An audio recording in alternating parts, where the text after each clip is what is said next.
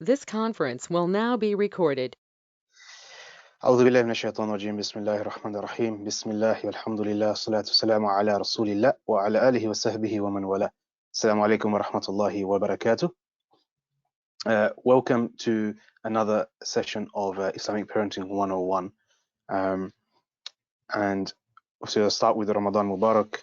I pray that inshallah that you are having a beneficial and a fruitful and a blessed Ramadan, considering the circumstances while being under lockdown. Inshallah, we can make the most of this time together as a family and help us, inshallah, to allow us to bond in this period of time. Before we start today's topic, which is on managing screen time, again, just basic ground rules as I always go through. If you are joining the meeting via the GoToMeeting app, then please do ensure upon joining that you mute yourself, inshallah. If you do have any questions or any clarifications you require, please use the chat function within the app. If you are joining either on Facebook Live or on Instagram, then again, I won't be able to check the questions that you do post in any of them. I can only reply after the session has finished. So if you do want to partake in questions and also be able to see the slide deck that I'll be sharing, please do download the GoToMeeting app and then join via the link that has been on the advertisement, which is bit.ly/Islamic Parenting 101. So inshallah, we'll begin. Today's topic is a topic which is I've received a lot of questions about and a lot of concerns parents do have, and it's all around obviously managing screen time. And so to kind of kick off with this topic, what I did want to start off with was really a question from the beginning, which is what are your concerns as a parent? What are your concerns in regards to screen time? So please do feel free to use the chat function, or you can unmute yourself and join in, inshallah. So what are the concerns as a parents you have? So Sister Madiha says around social media, Sister Yusuf about behavior. What are the key kind of issues that we do have, the concerns? Concentration in studying. Tantrums. Okay, that's interesting. Screen time, anger, lashing out, strain on. Wa alaikum salam. Yes, sister. No, I think one of the biggest concerns I've seen parents have is the youngsters, the toddlers. Everybody nowadays gives their phones to their kids, and when you take it off them, that obviously you talked about the tantrum, and if you maybe can speak on how to manage that. Yeah. Okay. Khair, inshallah. The other one, the strain on the eyes, lashing out, giving too much attention and priority by child over other important things, laziness, addiction. Right. So there are a lot you end up giving into them to shut them up. So yeah, there are a lot of concerns that we do have, and inshallah today what we'll do is we'll go through some background regarding screen time. Then we will look at in regards to how normally what are the normal kind of guidelines and recommendations given in order of managing screen time. But then we'll also look a bit more in regards to how to manage screen time now in this pandemic, because things aren't normal now, and it's inevitable your children will have screen time right now. So we'll discuss that, and we'll look a bit more about what things then can be done, inshallah. So that's what we hope to cover in today's session. Again, same thing with the session, inshallah, it will be it is recorded. It will be then put up on the YouTube, on the Involved Fathers YouTube. So please do subscribe onto Involved Fathers YouTube, as well as following on the Facebook and Instagram, which is again Involved Fathers. So we'll begin now. Firstly, we need to look at when we talk about screen time, those who created the technology. So it's important we do take some background in terms of the ones who created the technology and what was their position and what was their outlook on devices, technology, and screen time. So we can start off with first and foremost the founder of Microsoft, Bill Gates. Now, back in 2007, he was given an interview and he was speaking. So although this is quite old, his children are a bit more older now. He made one point, which was that he didn't allow smartphones or his children to have smartphones. And it said in 2007, what Bill Gates did was he implemented a cap on screen time when he started to see that his daughter was developing an unhealthy addiction to video gaming. And additionally, he didn't allow any of his children to get any phones until they had turned 14. So he waited until 14. And the average age of children, or average age of a child getting a smartphone today, is actually at the age of 10. And we know obviously many other children who actually can get it younger, and I've seen that even within my children's primary school, you can see it, let alone secondary schools. So you can see that he was somebody who was aware that there is some connection obviously between the technology that he's creating and the addiction that he has. And so he'll ensure that, to protect his own children, that he didn't allow them to have phones until they were 14. Even more so, something a bit more powerful, if we look at Mr. Apple himself, Steve Jobs. So obviously he's passed away, but back in an interview that he gave in 2011, he mentioned that although he is the one who came up with the iPad, created it, he is Mr. Apple, he banned the iPad in his own home. And he made it clear, he says, we limit how much technology our children use at home. And then he goes even more, and this is the more important part of his point, which was actually we don't allow the iPad in the home. We think it's too dangerous of an effect on them. So here he's the one who creates the iPad, goes, markets it, sells it, talks about how amazing it is. Then they go on and talk about how revolutionary it is for children, for learning, for schools, and all of those things. Yet he will protect and safeguard his own children from the iPad, knowing that it's a very harmful thing on his children, and it's just too dangerous. Yet he sells it to the masses. And we know that I'm sure everybody's heard of Silicon Valley, and Silicon Valley is the place where all of the tech giants are in America. They all get there. You got Apple, Google, all the Samsung, and all the other big tech companies are all based there. And in Silicon Valley, they have a school that's there, and it's the most sought after school by those who actually work and live in around Silicon Valley. It's the Waldorf School. And you would imagine that the school that the children of all these tech giants go to, they'll be learning maybe how to code, they'll be learning how, they'll be advancing the technological skills and abilities from a young age, so then they can become amazing later on and achieve more than their parents did. But interestingly enough, the Waldorf School is noticeably low tech. And they actually ban all devices, electronic devices, for under 11s. So they say no, under 11 shouldn't have any devices. They could be, you might be thinking they might be using iPads and kind of these tablets and writing with the smart pens, but instead they actually use chalkboards in their school, and they use the number 2 pencil. So not even using any technology in that process of learning that they do.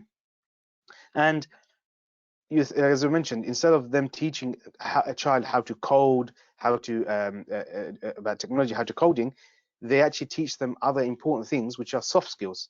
So those soft skills are stuff like cooperation, about respect, yeah.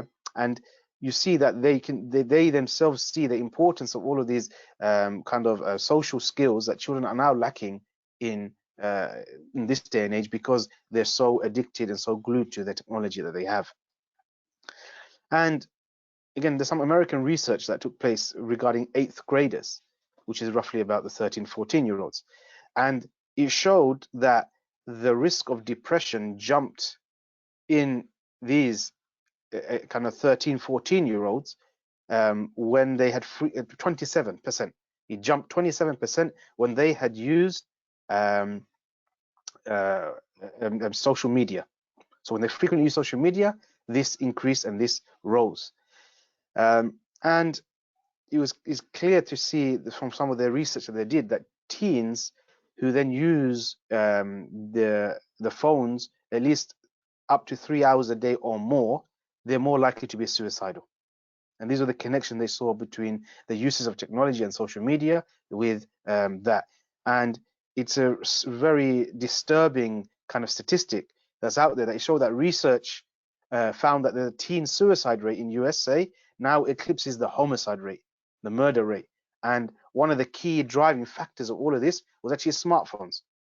And we know even in our society, forget America, here in the UK, you see how a lot of, well, before, when maybe when we went to school, the bullying that might have taken place, if the bullying that took place kind of took place at school and remained at school.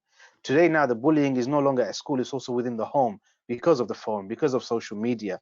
And so it's again pushing and driving this rate of depression and of suicide within young children. And I think obviously some of them have mentioned it already, which is quite clear. And we do know the correlation between short attention span and screen time. And there's a connection between that. A psychologist at the Iowa State University found that kids who exceeded the recommended 2 hours per day of screen time were 1.5 to 2 times more likely to have attention problems within the classroom. And so there's a clear correlation between that. And these are some important facts that as parents we need to know, that those who created technology, how do they view this technology that we're using and we're consuming within our homes? Similarly, it's important to know the impacts of this technology it has on depression, on suicide, on attention within schools, and the detrimental impact that it actually is having upon children. So while we understand all of these problems that are now around it and what's behind it, the next point then that comes in, okay, what are the recommendations? How do we now maintain and actually kind of regulate screen time? Now, these are the normal recommendations we'll have outside of a pandemic, and we'll discuss obviously next, inshallah, about the pandemic and how we can manage that. But normally, in a normal situation, how we will manage the screen time, these are the recommendations that are given by the WHO, the World Health Organization, and many other psychiatrists as well that cover this. And the recommendations are this, that children under the age of 2 should have 0 screen time. Because under the age of 2, children should be now learning the skills that they do have. That means they need to be exploring, learning touch, sensory skills that they're learning, understanding facial expressions, and they learn from all of these things. And it's interesting because there was a mother who relayed this to me, which was that recently when she visited a health visitor for her 2-year-old, and the health visitor was relaying back to her and saying that about 80% of the children that she sees have developmental issues in their speech, in their language, and they're behind on key milestones and markers. And she said that the reason and the driving force behind this is because of screens, and that these children are actually now, toddlers are seeing up to 8 to 9 hours of screen time per day. And so they're actually slowing down in the development. When the screen isn't there, the child is learning, pushing, crawling, getting new toys, feeling, understanding, and that all of that development is taking place. But that gets all taken away by the moment the child is now put in front of a screen and becomes a zombie. And these then have a long-term detrimental effect, because as a child then grows older in age, you then see behavioral problems with the child, and they're not listening. And that's because at a younger age, they didn't develop these soft skills of interaction, of when they're having tantrums, how they should manage it, in terms of how to be disciplined. These things aren't happening because the child is having a tantrum, you put them in front of the screen, they're quiet, they become a zombie. So these are having knock-on effects. And that's why the recommendation, it varies. You may find some place that says 18 months, but 2 years is really below that. They should have 0 screen time. The other one is that children then they're over 2, so you're talking about over the age of 2 up to the age of 5, that they should have no more than 1 hour of screen time per day, and that's the recommended amount, and nothing beyond that. And other recommendation comes in is you should be cutting down the gaming time that children have. So an example would be no game time, so no video games during school nights. Leave that to weekends, and that's what should happen, and that would help to regulate and bring down the hours of screen time that a child gets per day. Because you easily know that children, if your children do have video games, they can get consumed and hours can go very easily. Other one is very clear. Children under the age of 11 do not require or need tablets or iPads. And I think that's quite straightforward. There isn't a necessity for that in terms of their learning and development. That can happen later on. Some schools now, especially in the secondary schools, they are making use of technology, and that happens at a later stage. It's not necessarily required before then. Another guidance is that children under 16 should not be exposed to social media. And you'll see on many of the social media apps that the age restriction is actually from the age of 13, 16. It varies, it's up and down between 13 and 16. But yet you find children at a young age, at 8, 9, 10, having these apps and having these social media accounts. And they're extremely dangerous, this social media, because they're exposing the children to a very dangerous world. And we talked about very briefly about the cyberbullying that takes place. And these are all through social media. And not just that, that obviously we know a lot about child protection and child exploitation. All of these things can happen via social media. You have predators out there who are using certain apps. One of the crazies that a lot of the children that are using now is TikTok. And with TikTok, that's a very dangerous app that, again, videos are public by default, and that anybody can come in and view them. And children are doing so many things and recording them, putting them up, and they're very much easily exposed to this. And so it's very important. And as parents, it's also extremely important. I can't stress enough about not allowing your children onto social media before the age of 16. There isn't a need, and sometimes we might want to do that. And you see that parents sometimes want their child to, say, fit in and all of those kind of things, and so they might make a social media account for the child, and so they can do, put things up. But these things are very detrimental and harmful to your child and their development. In fact, because of social media and because of the things that children see on YouTube, children's aspirations has plummeted. The child now sits at school, and I know my daughter was telling me, and I've heard it enough times, that children go to school and they ask, okay, what do you want to be when you grow up? The age-old question, and the first thing they reply is, I want to be a YouTuber. Because they're seeing, these YouTubers, they're getting how many millions of followers and likes, and then that's a job that we want. That's it. So they're lacking all aspirations. They're thinking that actually through this I can become famous, and I don't need to do anything else. And we'll talk a little bit more about social media in a bit, inshallah.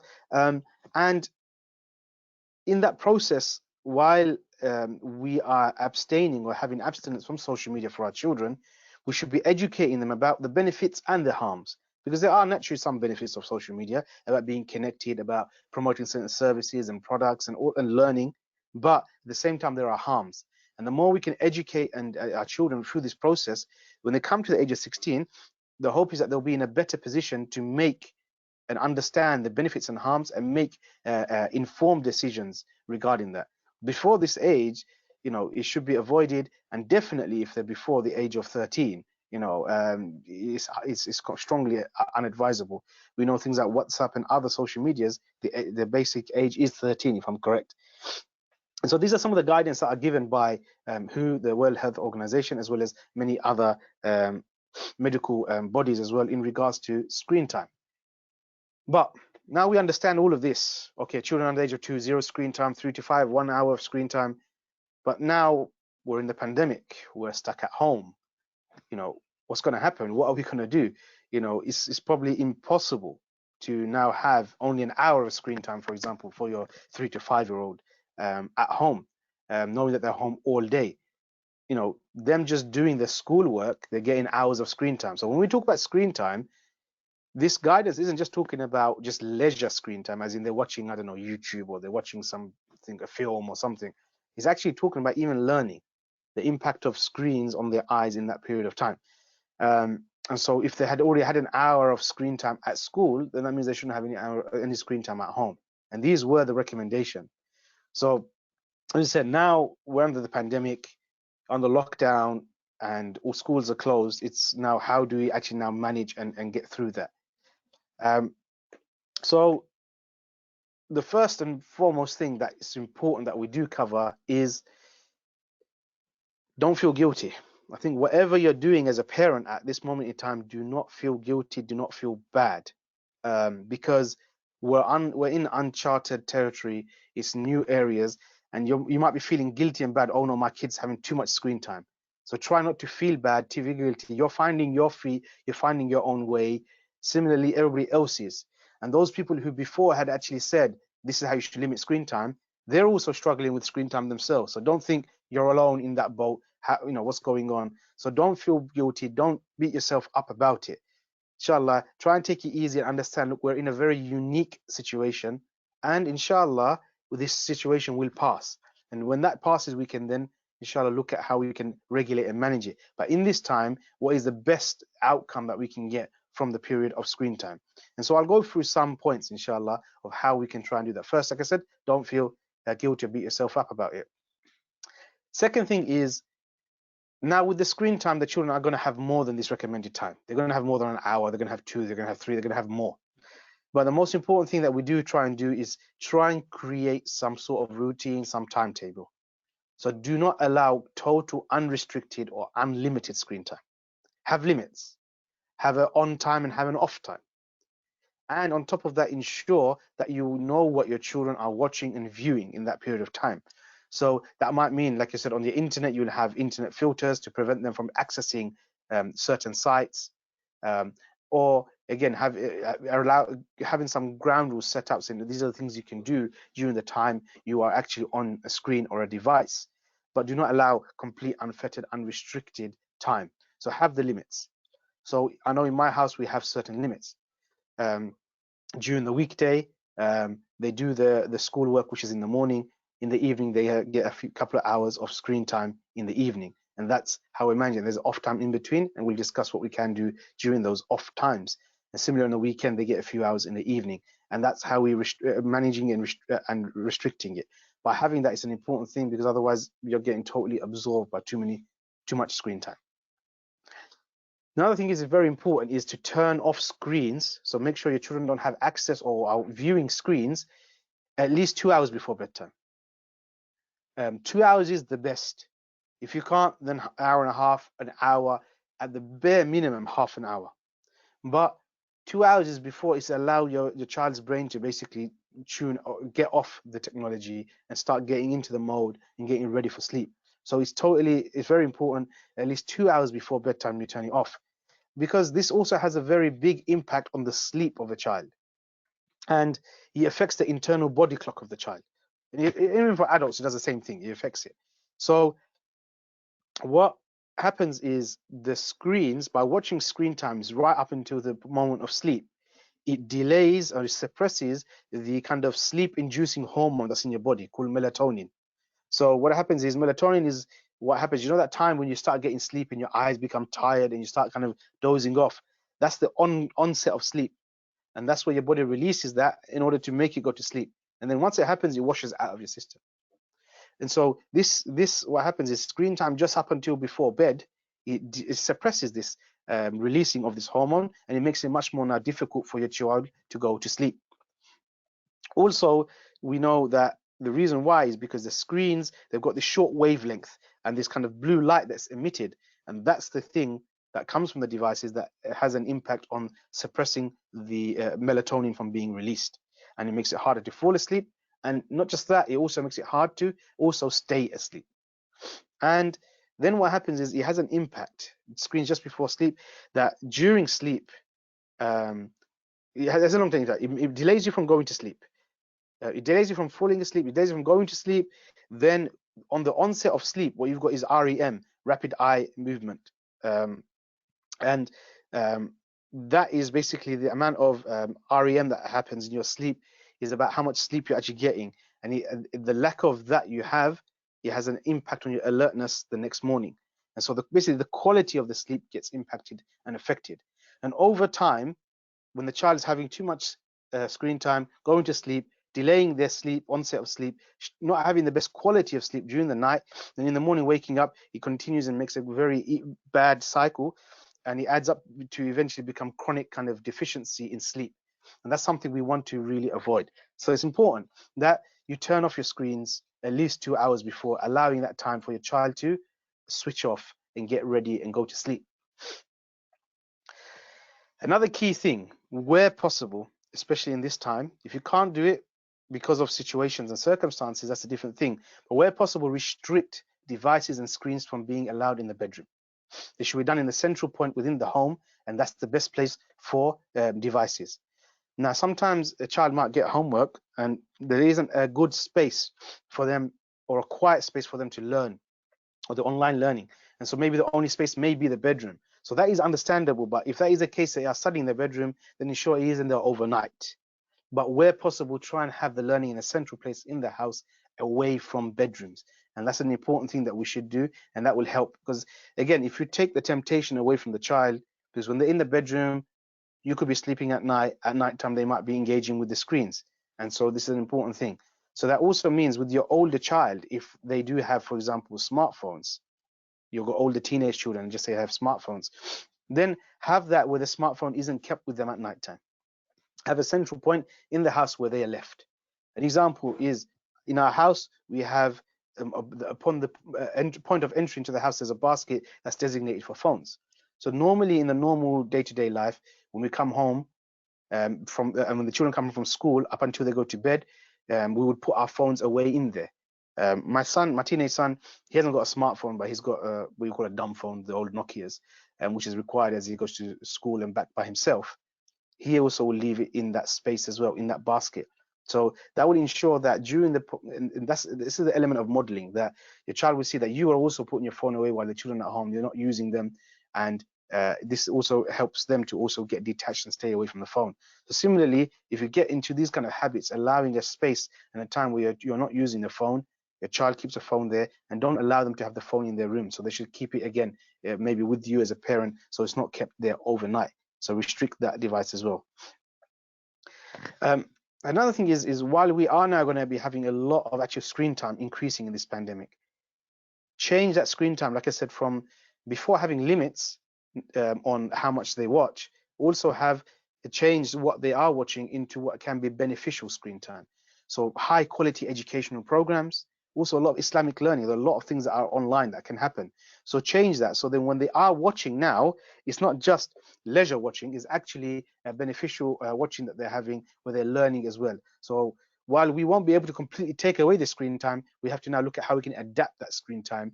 And so that will be changing it and having as much possible fun and enjoyable learning, high quality educational programs that they can watch.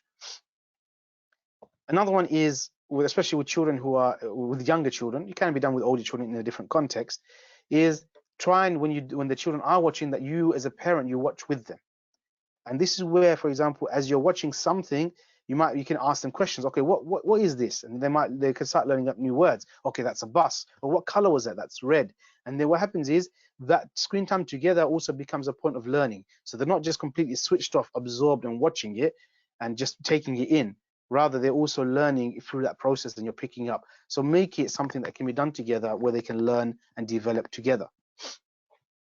And try your best, again, to have, when you use the screens, because we're detached now from a family, make use of the screen time and make them into video calls. So try and have regularly, maybe even daily or every other day, phone calls with other members of the family, extended family, and have video calls so they can have other human contact via the screens and not just these programs and these cartoons or whatever else that their child may be watching. So have that and have lots of those calls, and that's another way of helping to regulate the screen time that we do have. And as I mentioned a bit earlier already, modeling. Modeling is a very important part, that you during the day ensure you have device-free times, because while you may be telling your children we need to limit your time and having off time, it's important that you're also regulating that as well. So you're putting it away so they can see from yourself as a parent that you also have some time when you're watching, sometime you're not, and having that device-free habits. The more we can do that, the more you can have maybe a designated basket where you can put your phone away and put it on silent so you're not distracted, and then you have a certain time where you can say, okay, fine, I'll go back and now look at it. The children will learn from that, and these are good habits that they can build and you can inculcate within them from a young age. So to summarize, that in this pandemic, it's going to be highly impossible to basically manage the normal kind of recommendations around screen time. And even those who have given the recommendations, those who are the experts in this field, they're also struggling and they're also giving in because it's near impossible. Because similarly, we have to realize that parents are working from home. So sometimes now we have to also look at how we can regulate and manage that from home, that we're working from home, your children are there, so you also need some time. So there's many dynamics that are within the house. So if we can follow these kind of basic guidelines, that will help to regulate it. But first and foremost, like I said, don't worry. Don't get too guilty. We're in a very unique situation. That's an important part. Put some regulations on the screen time. So some on time, some off times that don't allow unlimited and unrestricted watching. At least 2 hours before bed, turn it off. Do not have devices in the bedrooms. When they do watch, Try and ensure that what they're watching is beneficial, high quality educational programs. Watch with your child so you can help in some of the development and learning. And again, try and use that screen time for family contact and video calls as well, and model on your behavior as well, inshallah. So that's some of the guidelines in regards to how we can manage the screen time within this pandemic. So if somebody's got the mic on, if you can turn it off, inshallah. Now, the natural question that leads on from this is, what do you do with your child? Now, when you have some on time, some off time, you restrict the time, you narrow it down. So there's now time for normal human interaction that we're having. What can we do with that child? And I think the most obvious and the first thing that we can do is actually talk to our child. You know, it's very simple. We talk to our children about, talk to them and get to know them. You know, it's a strange thing, but actually get to know your child, because there are many things that's going through your child's mind, things that they go through in a day. And what's happening is we don't actually know what's going on. And so it's important that we do speak to our children and get to know them. Now, here are a set of questions I'm going for that I would normally use within a school day setting. And I've used them before, and they're like a set of 10 questions that you can ask your child about their day, understanding what was about the school day. But you can tailor and adapt this to a home setting as well in this pandemic. So some questions, and these questions are designed in a way to ensure your child doesn't give you a one-word answer, because naturally when you ask your child about school, you say, how was school? They would say, fine, and that's it. And then you ask another question, and it will invoke only one-worded yes, no, okay, fine answers. So they're designed in a way to have more elaboration, and then follow-on questions can come on that as well. So here are some examples. For example, what was your favorite part of today? That's something that can be used within the pandemic. Maybe every day you try to make different things more engaging, more fun for your child. What was the favorite part of today? And they will give a bit more explanation of it. Again, on the back of that, what was not your favorite part of it, or what wasn't your what was your not so favorite part of the day?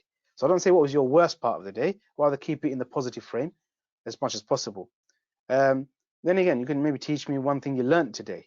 So that can apply at school. It can be at home. Maybe while they are doing home learning, they are learning still at home. So again, what have you learned today? What made you laugh today? And this is a bit more about school, but best place you can hang out. And there's a few more regarding school that are there. But you can ask a bit more about school. You can ask questions, like I said, if you had the ability to take one person out from your class, who would it be and why? And that will give you an insight into your child about who they dislike the most in the class. And maybe that could be a lead on to why. Like, why do they dislike this person? Maybe there is some underlying issues or conflict with that child that's in the class that you can unravel. So there are many things that can be asked of your child that we can do. So talk to them. So this is an example of obviously asking questions, talking to them. But at the same time, when we do talk to them, remember, we want to talk so we can listen.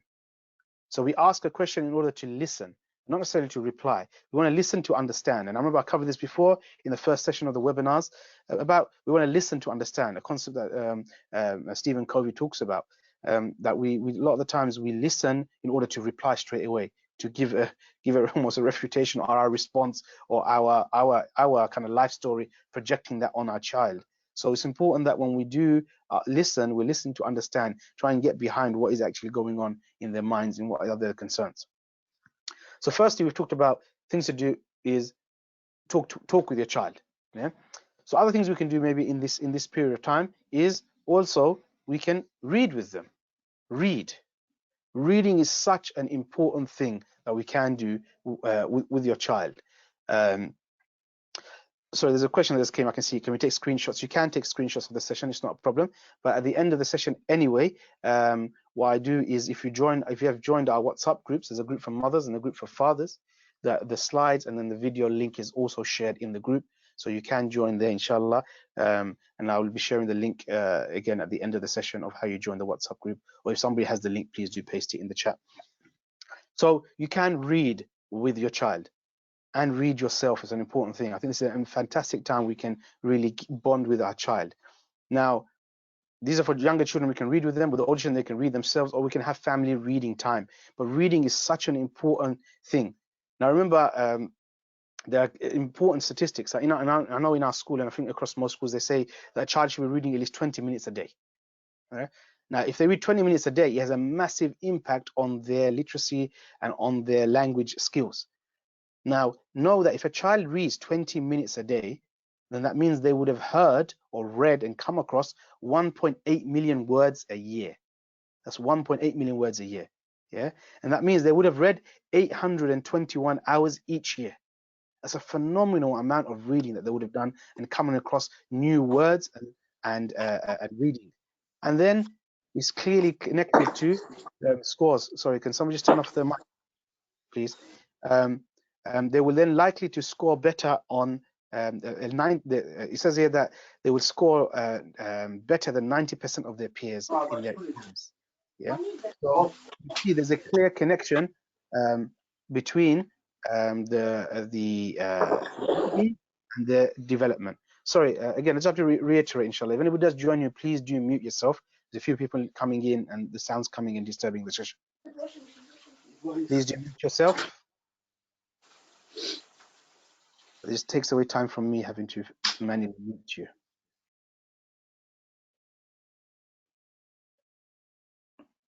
Okay, right.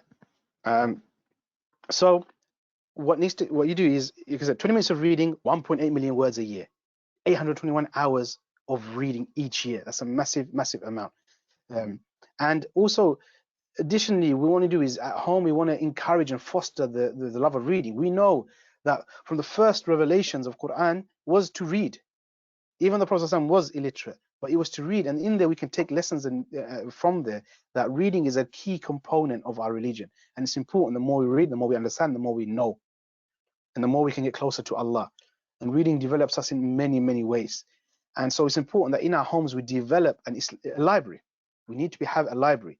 Now, when I say about a library, I just don't mean an Islamic library. It should be a library that's got various different books that need to be there. And there was a recent research that took place. And they did the research or they took the data from 160,000 adults across 31 countries. Yeah.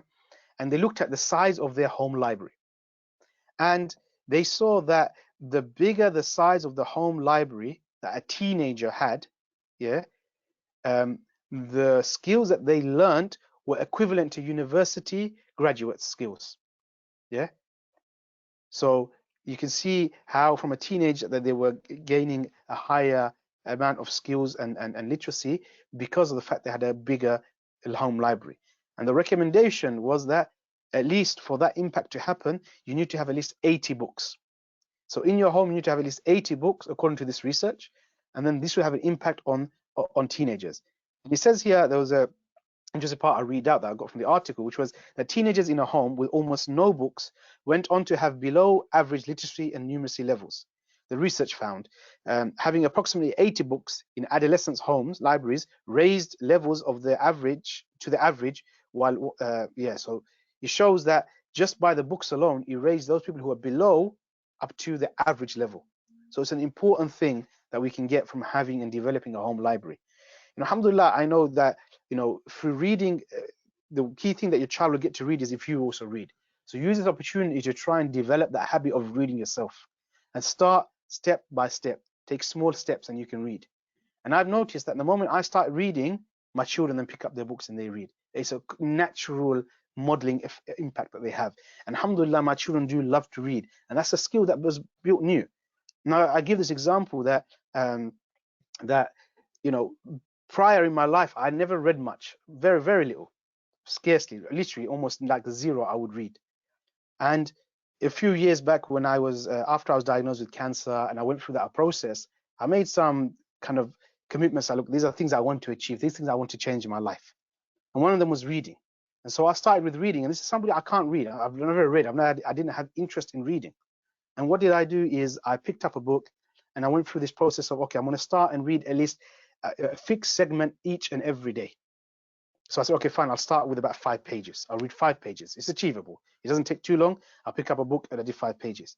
And my first book I read was actually a novel. It was actually 1984 by George Orwell that I picked up. And I said, I want to read. And at the same time, I also said, I wanted to set myself a challenge. And I remember I saw at that time, Brother Asim Qureshi, who is a massive bookworm, inshallah, and he set himself a challenge of reading 100 books in a year. And in fact, he finished 100 books in about 7 months. He went on to do a crazy amount. So I couldn't achieve this, and I set myself a goal. I said, okay, I want to do is achieve 50 books in a year, which equates to about a book a week. So for somebody who's not read before to go to that, it was a hard task. But then I went and I set a consistent amount of reading, and each time I increased. And as I completed my first book, there was a sense of accomplishment. And then I went into my next book and next book. The next thing you know, the more and more you culture yourself to reading, you realize there's so much you've missed out on, so much enjoyment you can get, whether it's reading novels or Islamic books or history or biographies. Vary the reading, but read. And then as you read, your children will read. And then alhamdulillah, with that, I've developed more and more in my home library, and it's grown. You know, the other day I did a kind of audit of the books that we do have, and I do like purchasing books and building them up in the library as opposed to borrowing them, because I like to annotate on my books and mark them. But with the books, you know, we've got with the English books, just the English books, there are 440 books we've got. And I've got no space, and I do like just keep on buying books, and we've got books on top of each other, so we need space. We're overcrowded anyway, but these are things that I do like reading, and you can get into. You can culture yourself as an adult. If you're not into reading, you can do it. It's doable. And then alhamdulillah, I was able to complete 50 books in a year. You know, from going not to be able to read to be, you know, not reading to reading, it was doable. And a lot of that had a rub-on effect onto my children. And I even saw it that all of my children, the older ones, they all started alhamdulillah picking up the books that they're picking up books and reading. And I even saw it in my toddler, who was then born at that time, that, you know, he would find a book on the table, and he knew that you're meant to do something with the book. So he'd get the book, he'll open it up, and he'll go blah blah blah, and then you open another page, go blah blah blah, open another page, blah blah blah, and he kept on doing that because he knew that he associated that when you open this thing, you're meant to say something from your mouth, because he knew that this was part of the process. And it's modeling that and encouraging the children from a young age to read and culturing that. So it is really important. Try and develop that home library that you do have. Use this time to read. Ramadan is here. There's so many things you can read as well. Vary your ibadah. There's Islamic books. You know, I know the children right now at home, in my home, they're going through the seerah and relaying back to that and reading around that as well. And we're having sessions with them. So do that and build and culture that. And you can really help them in the education, in the development, in their life as well, in the deen and dunya as well, and akhirah. So reading. Another thing that we can move on to is you can play games. You know, children do love it. There's lots of board games you can get out there. You can make your own board games, but play, engage in that, create those memories and those engagements that we do have. Children have fun. They do enjoy. They love playing games, and you make it exciting and enjoyable. So there's lots of things out there that we can do with them. You know, okay, Ramadan's here, you can help them, even if outside Ramadan as well. It's possible. Cook, bake with them, have those things. If they're fasting, if they're not fasting, maybe they want to make something for iftar, involve them, engage them. There's things they can do. And even within cooking, you know, there's so much you can learn. You can learn maths, because you have to learn about measurements and weights and these kind of things that you have to do with cooking. And so again, there's literacy involved in that. If they have to read off a menu, or recipe book, there's things that they can learn also from that as well. Another thing which you can do, maybe Ramadan, it may be possible or not, you'll see whenever it can be possible outside Ramadan more so. If you've got boys, more so, wrestle with them. Alhamdulillah, I've got 4 boys, you know, and this is what I started doing with them, is wrestling with them. And wrestling is something from the sunnah. And you see, obviously, being locked down, being at home, I live in a flat, I don't have a garden, we don't have outside space, and it's hard. And the boys, they've got so much energy, they need to burn off. So it's important that we do try and help them burn off that energy. And that's where you find boys are fighting more, they're more hyper in that sense, because they've got that latent energy that needs to be burnt off. So wrestling is a fantastic way to be able to help them burn this off. And again, this is from the Sunnah. And we know there's a hadith that was related in Sunan Abu Dawood. And it says that there was one of the best kind of wrestlers who was in what do you call it, in the time of in Mecca, and his name was Rukana ibn Abu Yazid al-Qurayshi, and he wrestled and he challenged the Prophet ﷺ to a wrestling match. And so he wrestled, and what happened is the Prophet ﷺ, he took him down on 2 or 3 occasions.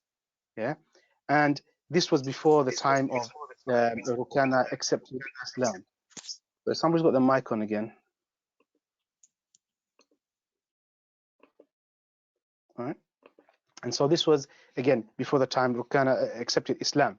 But and a lot of scholars say that one of the reasons why he accepted was on the back of actually this incident. But the Prophet he wrestled. The Sahabas were known for wrestling in the masjid. And so this wrestling, there's a certain techniques and ways of doing it, but it helps to burn off the energy and that physical and develops their physical strength as well. So do that in something that we can do very easily. You don't need anything, just need a little space, and that's it. And you're able to go. And alhamdulillah, this is something very enjoyable that can be done with your child. Obviously, go out. In this pandemic, you can still go out. You can have that daily kind of exercise where possible. Obviously, go out with your child, even if it's for the children. Go out for a walk, go out, maybe run around and come back. Obviously, normally outside the pandemic, go out. There's so much things you can do also outside with your child, as opposed to having screen time with them. And a last point we're going to go into, inshallah, and before we finish the session, which is let them be bored. Now, this is actually an important concept that we have to kind of get our heads around. We have to allow our children to get bored, because sometimes we've grown up now, our children are growing up, and we're thinking that we need to fill every second of their time. If they're not doing something, then we're doing a bad job as being a parent. This is far from the truth. That really, we shouldn't have to be filling every single moment of their time. Now, we think back to our childhood. Was every single moment of our time filled by our parents? It wasn't. And so it helps us to maybe think, all right, again, how did we do things before? So we don't have to fill the time. And in fact, it makes it harder on you as a parent if you have to fill every single moment of their time. So because you have to continue to keep them in entertaining, engaged, and it takes away from your work and your time, and it becomes very difficult. So boredom is an important thing. And I know I say to my children, and they know it, and if they watch this, they'll also laugh and they'll say, yep, Dad always says that, which is that they always say, oh, Abu, I'm bored. And I say, okay, that's good. I always actually praise the boredom. And that's because there's many benefits that can come out from the boredom, inshallah, which we will cover now. So there's about a few points here that we can take lessons from in regards to boredom. Firstly, that boredom encourages imagination and creativity. Yeah. So boredom encourages imagination and creativity.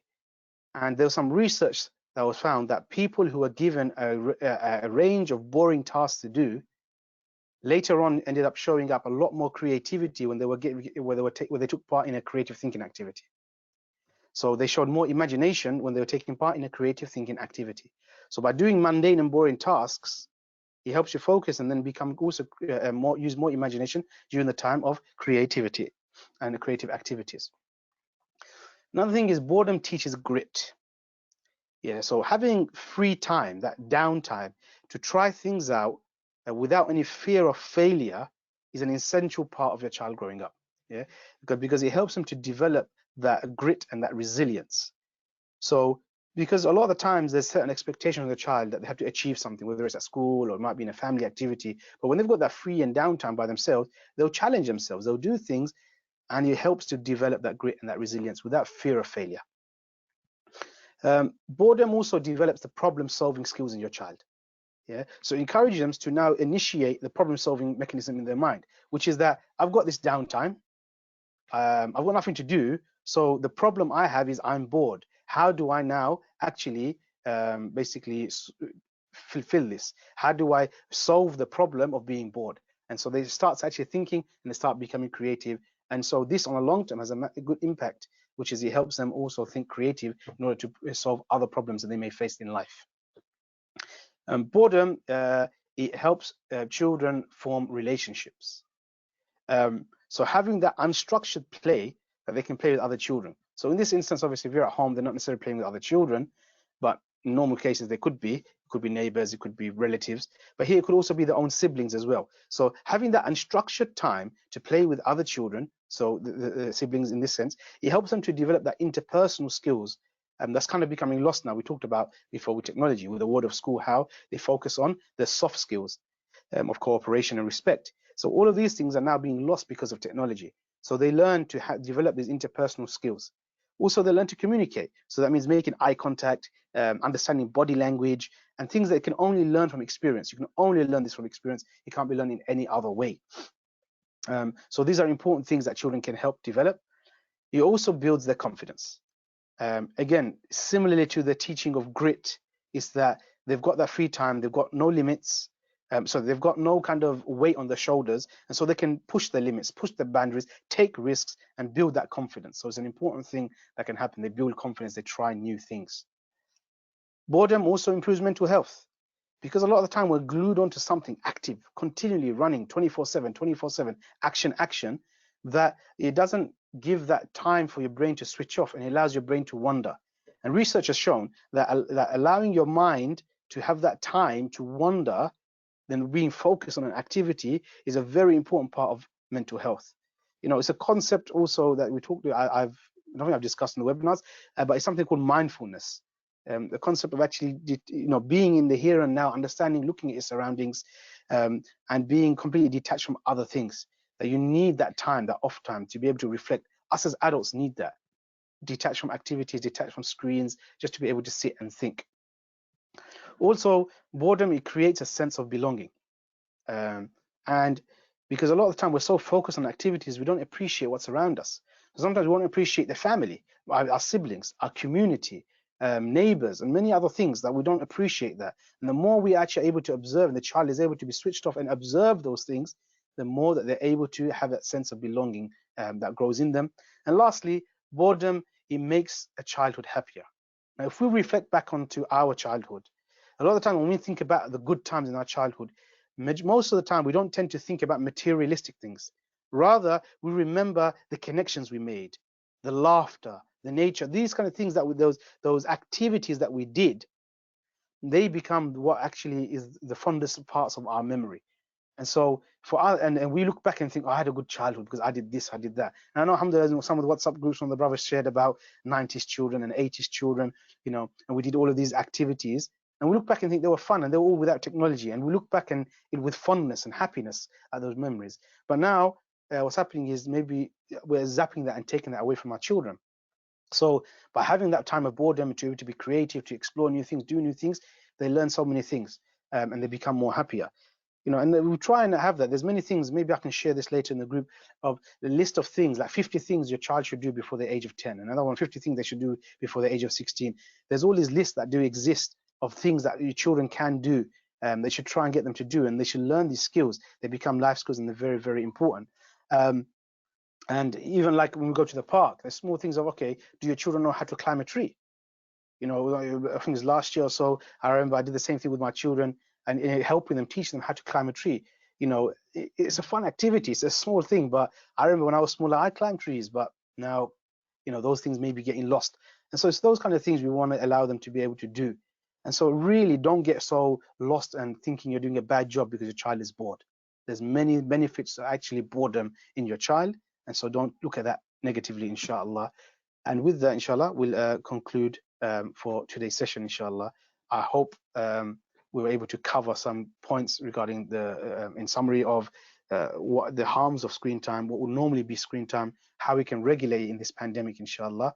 I've got a couple of minutes, inshallah, to take a couple of questions that might come through, and then we'll end the session, inshallah.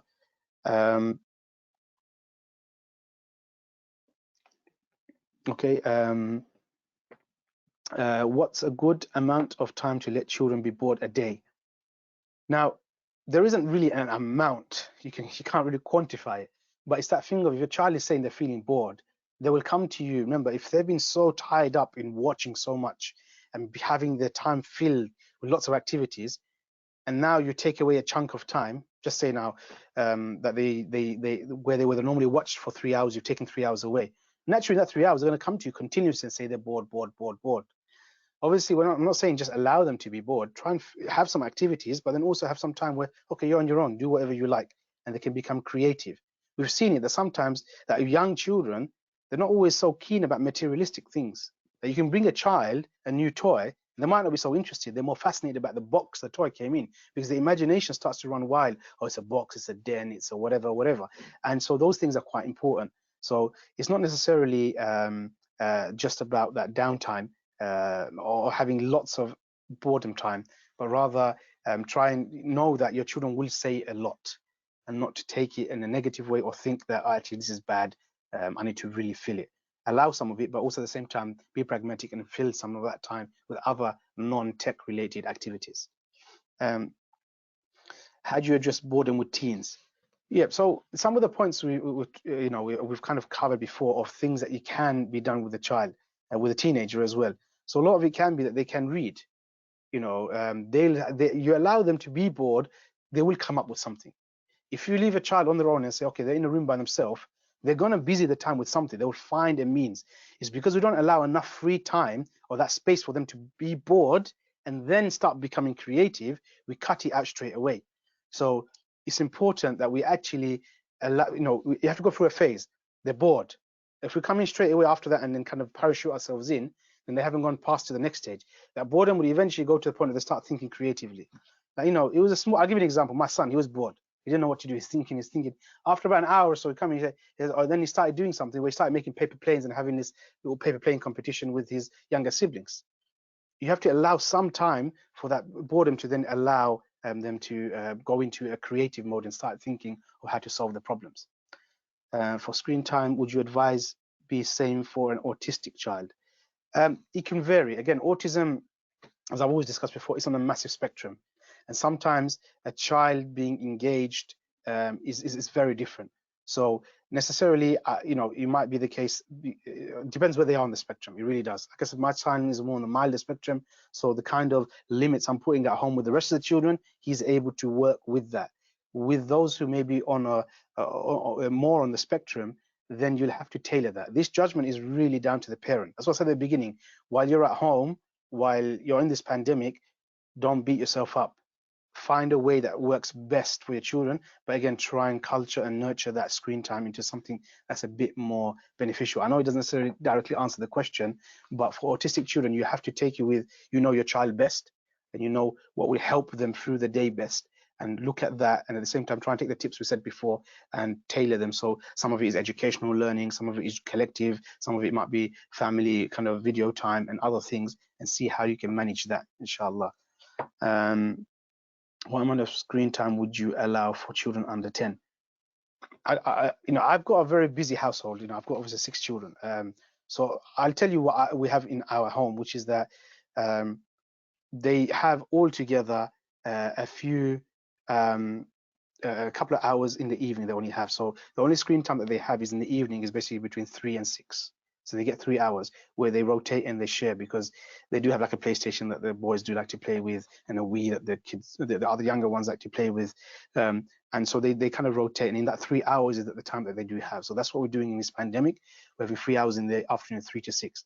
In the morning, normally what's happening on a Monday to Friday, they're doing their school work, and then it comes to kind of some Quran time and some other activities we're doing for Ramadan, where we have some circles with the children, salah, games and activities, and they have that free time. And then in the evening it's like that. So that's how we're managing it. Even on weekends when they're not doing schoolwork in the morning, they've got a little bit more downtime to relax and to think of other things creative.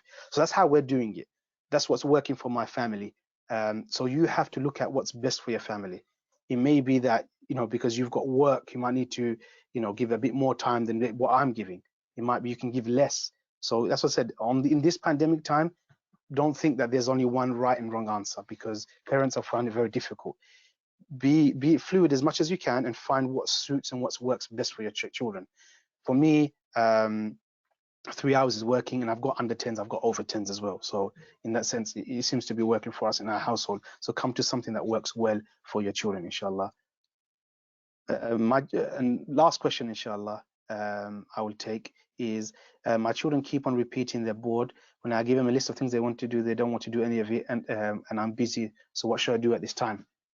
As I said, allow that time to grow. Like, they'll keep on saying they're bored, they're bored, they're bored. And it might be first day, it's annoying. Second day, same thing. Third day, eventually you will see it will kick in. You have to just be a bit patient and see that time out. If you give them a list of things to do, they know what they can do. They just kind of they're trying to basically fill their time with activities that they want you to do with them. So what I said, don't devoid them of any activities with you. Have that time with you. So give that time where you can, but the time when you're busy now and you need to, and they've got things that they can do, Leave them. They're going to keep on saying until eventually you're going to see they start becoming creative. And I've seen that with my children. They became creative. They started doing things now and just making. The girls are making their own arts and craft stuff. The boys are being creative and playing. And this is, it just happens. But you have to just allow time with that, inshallah. I'll take this last question then, inshallah. In the lockdown, my 6-year-old is spending almost all day on screens with school homework, Zoom lessons, and reading online books. Is that going to be harmful? Yeah, so in this time, it's very difficult. Like I said, we're in a very difficult time. So it's not going to be no easy solution to this situation. They will have more screen time than the normal recommendations. But where possible, try and limit them. So if you've got the homework that they're doing in the morning, make sure you have breaks, break it up with it off the screen. Because if they continue on the screen, yeah, it's detrimental also to their eyesight. If they're reading books, try and replace the online books now with physical books. It's a shame that obviously libraries are closed and we can't get books in that sense where you could have borrowed it. And if possible, if you can purchase books, there's a lot of sites. There's one called Abe Books, ABE Books, where you can buy a lot of secondhand books very cheap. Yeah. Now you can go and you can buy books from there online. Buy them, get them, and then try and get your children to the habit of reading paper books as opposed to online books. I absolutely hate online books. I can't read it myself. My children, I don't encourage them. I always prefer hard physical books. So obviously it's all based on your means and your situation. So try and get them to do that. So that cuts down a bit of screen time. Yeah. And so bit by bit, try and regulate and break up the screen time as well. Try not to have it in one long slot. Again, break it up and have activities in between. So they're engaging there and then coming off, engaging here and then back and fro. And try that as the best solution. As I said, remember, there is no right and wrong answer in this situation. In this pandemic, there is no right and wrong. It is a parental judgment, and we've given some guidance in how we can try and regulate that, inshallah, and make it more better than it would be. And then, inshallah, once we're out of this situation, inshallah, we can then working towards a more accepted kind of guidelines of what is good for screen time, what is not, inshallah. So with that, inshallah, we conclude today. Please do, if you have not already signed up or joined the WhatsApp groups for mothers and fathers, it was shared a bit earlier before. Please do join them. A lot of questions are coming. Alhamdulillah, a lot of beneficial questions are coming in. A lot of question and answers are happening. And also, I will be sharing more information of the slides and the link to the session today, inshallah. And once it's uploaded, please do subscribe to our YouTube and also to the Facebook and the Instagram, inshallah. And inshallah, I'll leave you at that. We'll end today's session. Subhanakallahumma bihamdika, ashhadu an la ilaha illa anta, astaghfiruka wa atubu ilaik. Assalamu alaikum wa rahmatullahi wa barakatuh.